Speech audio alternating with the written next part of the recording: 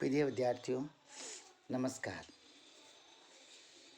Sponge या cipher की कार्य की फिजियोलॉजी ऑफ स्काइफा।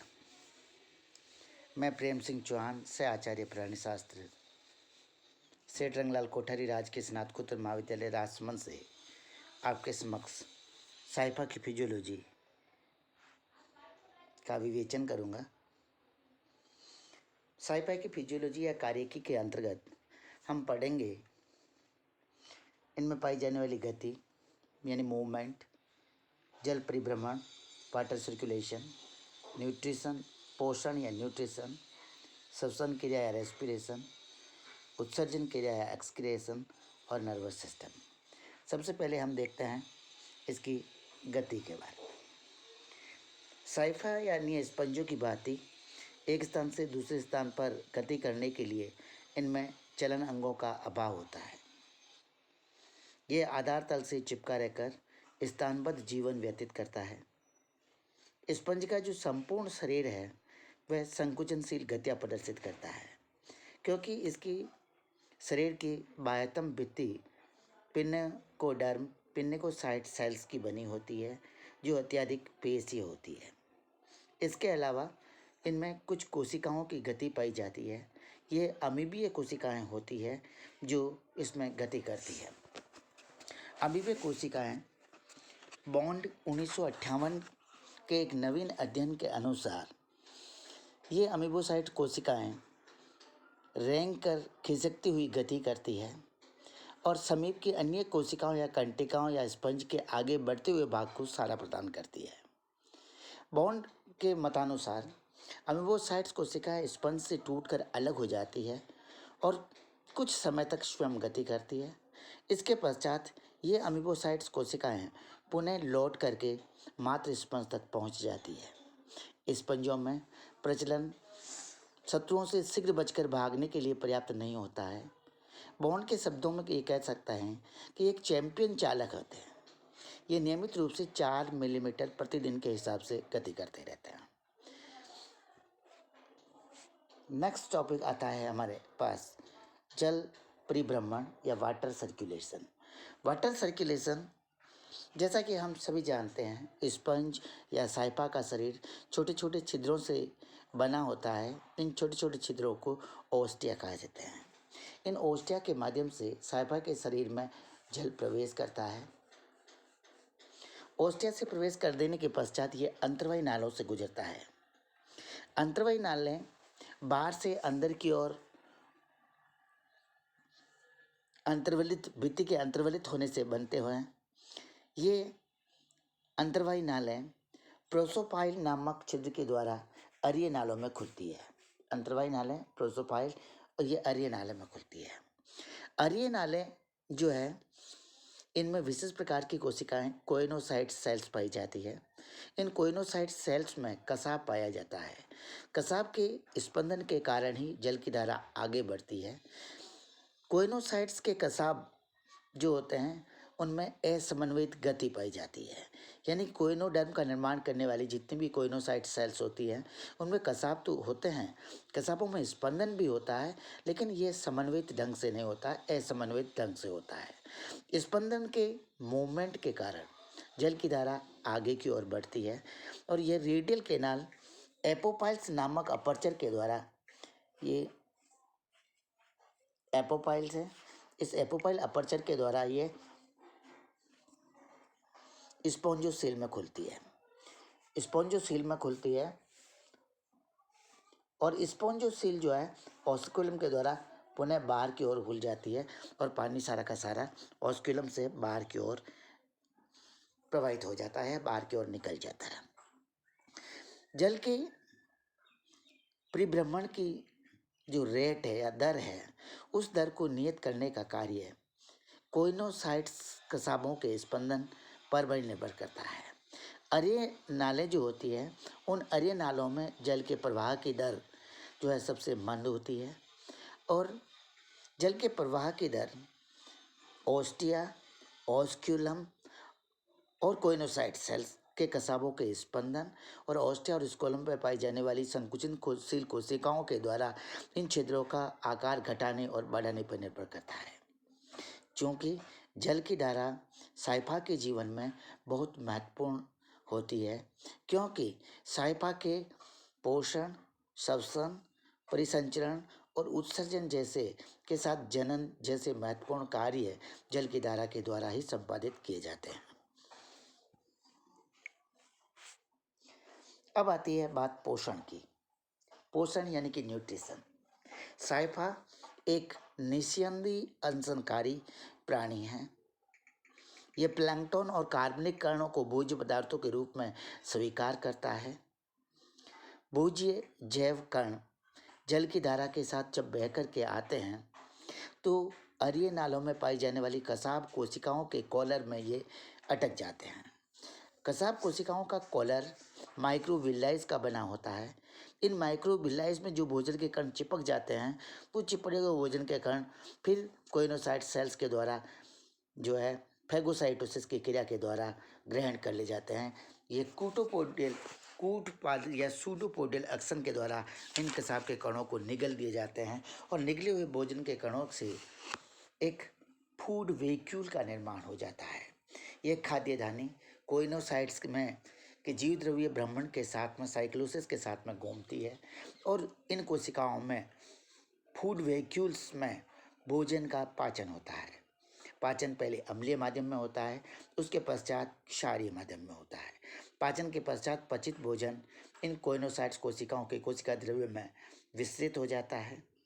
जो अपचा हुआ भाग रहता है या आंशिक रूप से पचे हुए भाग को मीसेनकाइम में स्थित अमीबोसाइट कोशिकाओं के द्वारा कोइनोसाइट कोशिकाओं से ग्रहण कर लिया जाता है। अमीबोसाइट्स कोशिकाएं जब इन भोज्य पदार्थों को ग्रहण करती है तो इस भोज्य पदार्थों को दूसरी कोशिकाओं के साथ भी अमीबोसाइट्स परिसंचरण के द्वारा या गमन के द्वारा पहुंचाती रहती है। आवश्यकता से अधिक भोज्य पदार्थ जब हो जाते हैं तो अमीबोसाइट्स कोशिका ही इन भोज्य पदार्थों को एकत्रित कर देती है। ये विशेष प्रकार की जो अमीबोसाइट्स होती है जो भोज्य पदार्थों को संग्रहण करने का कार्य करती है उन्हें थीसोसाइट सेल्स कहा जाता है। थीसोसाइट सेल्स में संचित भोज्य पदार्थों को एकत्रित किया जाता है। इनमें पाचन की प्रक्रिया में पहले प्रोटीन, स्टार्च और वसा जो है को पचाने वाले एंजाइम्स इनमें पाए जाते हैं।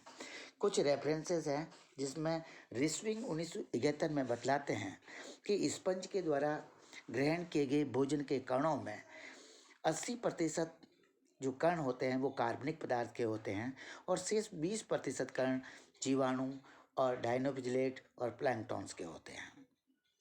80% जो पार्टिकल होते हैं वो तो होते हैं ऑर्गेनिक और जो 20% पार्टिकल होते हैं ये होते हैं बैक्टीरिया। बैक्टीरिया के अलावा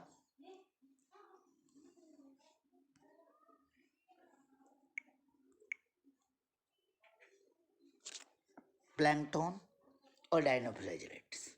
दूसरे रेफरेंस में विंसफेल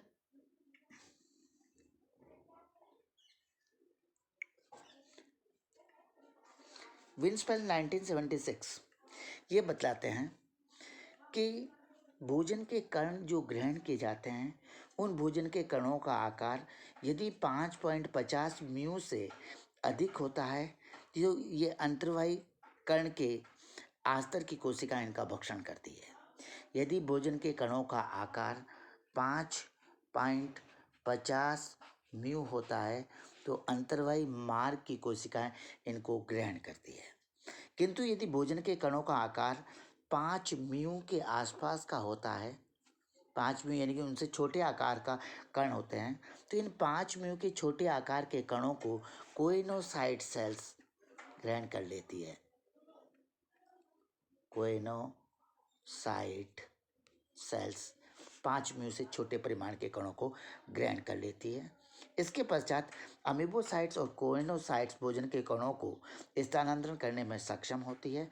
अमीबोसाइट्स कोशिकाएं भी इस भोजन का पाचन करती है। तीसरे रेफरेंस में बेस्लेट 1998 ये बताते हैं कि इन्होंने अपने अध्ययन के द्वारा स्पष्ट किया कि स्पंजों में अनसन परभक्षण तथा सीधे सहभोजी सूक्ष्म जीवों के उपयोग द्वारा होता है। यह पाइनोसाइटोसिस की क्रिया के द्वारा स्पंजों में काफी सतह पर घुले हुए कार्बनिक कणों को ग्रहण करते हैं।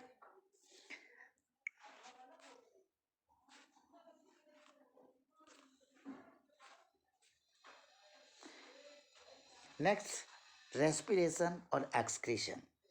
स्पंजों में या साइफा में रेस्पिरेशन और उत्सर्जन के लिए कोई विशेष प्रकार के अंग नहीं पाए जाते हैं।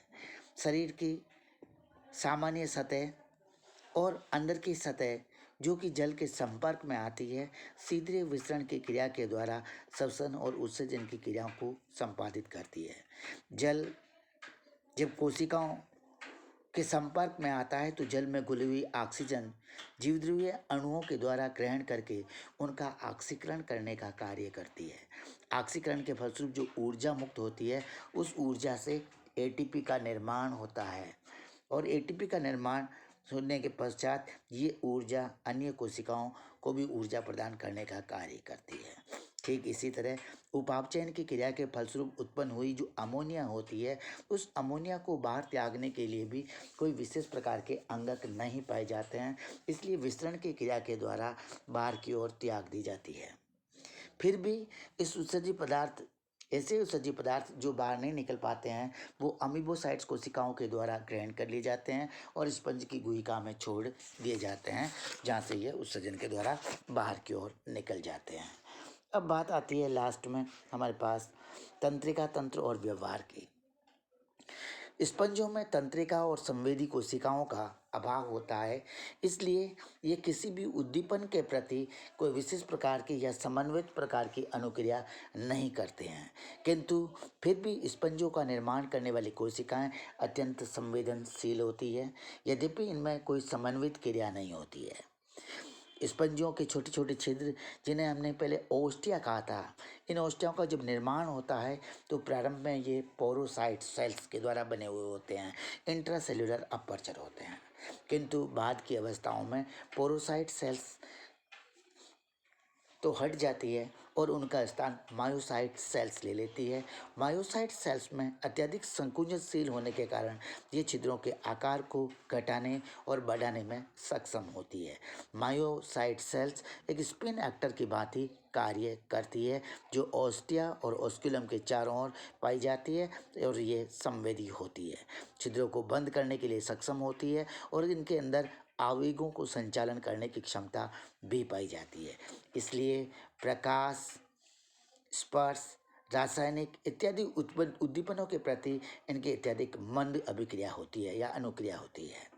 ओ ट्यूजेट और एम पावेंस डी सिकेटी 1953 और 55 ने बतलाया कि श्लेष्म कोशिका जो होती है वो तंत्रिका कोशिकाओं की भांति कार्य करती है। कुछ कोशिकाएं तंत्रिका कोशिकाओं की भांति करती है। कोइनोसाइट्स को पिनेकोसाइट्स और मायोसाइट्स के साथ जोड़ने के लिए एक डिफ्यूज जालिका का यह निर्माण करती है। तंत्रिकाएं उद्दीपनों को ग्रहण करने और संचालन करने का कार्य करती है। ये स्पंज की कार्य के बारे में आज का विवेचन यहीं पे समाप्त होता है। हम अपेक्षा करते हैं कि आज का वीडियो आपके लिए उपयोगी होगा। वीडियो को सब्सक्राइब, शेयर और लाइक करना नहीं भूलें। धन्यवाद। Have a good day. Thank you for watching this video.